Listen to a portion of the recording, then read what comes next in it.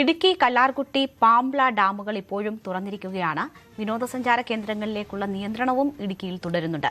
മലയോര മേഖലയിലൂടെയുള്ള യാത്ര പരമാവധി അത്യാവശ്യങ്ങൾക്ക് മാത്രമാക്കണം എന്നതാണ് അധികൃതർ നിർദ്ദേശിക്കുന്നത്. മുല്ലപ്പെരിയാർ ഡാമിൽ ജലനിരപ്പ് 120.70 അടിയായി. ഇടുക്കി അണക്കെട്ടിൽ ജലനിരപ്പ് 2349.28 അടിയാണ്. പ്രിൻസ് പി ജെയിംസ് വിവരങ്ങളുമായി അവിടെ നിന്ന് ചേരുകയാണ്. പ്രിൻസ്, ഇടുക്കിയിൽ ഈ വൃഷ്ടിപ്രദേശങ്ങളിൽ കൂടുതൽ മഴ പെയ്യുന്നുണ്ട് എന്നതാണോ മനസ്സിലാക്കുന്നത്? ഡാമിൽ ജലനിരപ്പ് ഉയരുന്ന ഒരു സാഹചര്യം അതിന്റെ സൂചനയാണോ? മറ്റിടങ്ങളിലൊക്കെ മഴ എങ്ങനെയാണ്? ശക്തമായ മഴയ്ക്കുള്ള സാധ്യത വരും ദിവസങ്ങളിൽ പ്രവചിക്കുന്നുണ്ട്. അത് കണ്ടുകൊണ്ടുള്ള മുന്നൊരുക്കങ്ങളൊക്കെ ഉണ്ടോ ജില്ലയിൽ? രേണുക, ഇന്നു രാവിലെയൊക്കെ ജില്ലയിൽ പ്രത്യേകിച്ചും ഹൈറേഞ്ചിൽ ഒരു ശാന്തമായ അന്തരീക്ഷമാണ്. കനത്ത മഴ പെയ്യുന്ന സാഹചര്യമില്ല. കഴിഞ്ഞ ദിവസവും സമാനമായ സാഹചര്യമായിരുന്നു. ഉച്ചയ്ക്ക് ശേഷം മഴ ശക്തമാകുന്ന സാഹചര്യമുണ്ട്. ചില ഇടവിട്ട് ഒറ്റപ്പെട്ട മഴ അതിശക്തമാകുന്ന സാഹചര്യമായിരുന്നു കഴിഞ്ഞ ദിവസവും ഇന്നലെയും അനുഭവപ്പെട്ടത്. ഇന്നും സമാനമായ രീതിയിലായിരിക്കും എന്നാണ് പ്രതീക്ഷിക്കുന്നത്. ഉച്ചയ്ക്ക് ശേഷം മഴ ശക്തമാകാനുള്ള സാധ്യതയുണ്ട്. പ്രത്യേകിച്ചും രാത്രികാലങ്ങളിൽ മഴ ശക്തമാകുമായിരിക്കും. എങ്കിലും വലിയ ആശങ്ക ഇല്ല എന്ന് തന്നെ നമുക്ക് പറയാം. കാരണം ആദ്യ ദിവസം അതിശക്തമായ മഴ കേരളത്തിൽ പെയ്ത ആദ്യ ദിവസം ഇടുക്കിയിൽ, പ്രത്യേകിച്ചും ഇടുക്കിയിലെ ഹൈറേഞ്ച് മേഖലയിൽ വലിയ ദുരന്തം സംഭവിച്ചിരുന്നു. നിരവധി ഉരുൾപൊട്ടലുകൾ ഉണ്ടായിരുന്നു. 2 ജീവൻ നഷ്ടപ്പെട്ട ഒരു സാഹചര്യം ഉണ്ടായിരുന്നു. അതിനുശേഷം അടുത്തുള്ള ദിവസങ്ങളിൽ മഴ ശക്തമായി പെയ്യുന്നുണ്ടെങ്കിൽ പോലും അത്തരത്തിലുള്ള സാഹചര്യങ്ങൾ ജില്ലയിൽ നിലവിൽ ഇല്ല എന്ന് തന്നെയാണ് നമുക്ക് മനസ്സിലാക്കാൻ സാധിക്കുന്നത്. അത്തരത്തിലുള്ള സാഹചര്യമാണ് ജില്ലയിലുള്ളത്.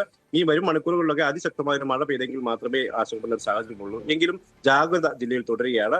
നിലവിൽ പാമ്പള, കല്ലാർകുട്ടി, ഒപ്പം മലങ്കര ഡാമിൽ നിന്നും വെള്ളം പുറത്തേക്ക് ഒഴുക്കുന്നുണ്ട്. ഒപ്പം ചെറുകിട ഡാമായ ഇരട്ടയാറും ഇടുക്കി കൈവശ ഡാം കൂടിയായ ഇരട്ടയാറും റെഡ് അലേർട്ട് നിരക്കിലാണ്. എന്നാൽ ഇരട്ടയാർ ഇപ്പോൾ തുറക്കേണ്ട ഒരു സാഹചര്യമില്ല. ഇടുക്കിയിലും മുല്ലപ്പെരിയാർ അടക്കമുള്ള പ്രധാന അണക്കെട്ടുകളിലും ജലനിരപ്പ് കൂടുന്നുണ്ട്. ഇടുക്കിയിലെ ജലനിരപ്പ് 2350 അടിയിലേക്ക് എത്തുന്നു. ഒപ്പം മുല്ലപ്പെരിയാറിലെ ജലനിരപ്പ് 120 അടി പിന്നിട്ടിരിക്കുന്നു. എങ്കിലും നിലവിൽ ഈ 2 അണക്കെട്ടിലും ആശങ്കജനകമായ ഒരു സാഹചര്യമില്ല. അതോടൊപ്പം തന്നെ കഴിഞ്ഞ വർഷത്തെ അപേക്ഷിച്ച് വലിയ തോതിൽ വെള്ളം ഇപ്പോഴും കുറവാണ് എന്ന് തന്നെയാണ് നമുക്ക് മനസ്സിലാക്കാൻ സാധിക്കുന്നത്.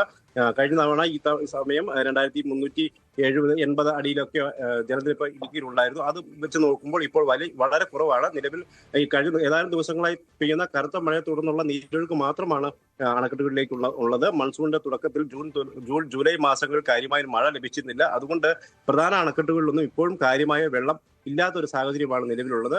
നിലവിലത്തെ അവസ്ഥയിൽ കൃത്യമായൊരു മഴ ഇനിയും തുടർന്നായി, അതിശക്തമായ മഴയല്ല, കൃത്യമായ മൺസൂൺ കാലഘട്ടത്തിൽ ലഭിക്കുന്ന മഴ എനിക്ക് ഇല്ലാത്തത് വലിയ തോതിൽ ഇത്തരത്തിൽ അണക്കെട്ടുകളിലെ ജലനിരപ്പ് ഉയരാൻ ജലനിരപ്പിൽ കുറവ് വരുത്താൻ ഇടയാക്കിയിട്ടുണ്ട്. ചെറുകിട അണക്കെട്ടുകൾ നിറയുന്നുണ്ടെങ്കിൽ പോലും പ്രധാന അണക്കെട്ടുകൾ, പ്രത്യേകിച്ചും ഇടുക്കിയിലെ ജലനിരപ്പ് കാര്യമായ തോതിൽ ഉയർന്നിട്ടില്ല എന്ന് തന്നെയാണ് നമുക്ക് മനസ്സിലാക്കാൻ സാധിക്കുന്നത്. എന്തായാലും ജില്ലയിൽ ജാഗ്രത തുടരുകയാണ്. വരും ദിവസങ്ങളിലൊക്കെ മഴ കൂടുതൽ ശക്തമാകാനുള്ള സാധ്യതയുണ്ട്. അതുകൊണ്ട് തന്നെ രാത്രികാല യാത്ര അടക്കമുള്ള കാര്യങ്ങളിൽ, പ്രത്യേകിച്ചും മലയോര മേഖലയിലേക്കുള്ള പാതകളിലൂടെയുള്ള രാത്രികാല യാത്രകളിലൊക്കെ ജാഗ്രത തുടരണമെന്ന് ജില്ലാ ഭരണകൂടം ആവശ്യപ്പെടുന്നുണ്ട്.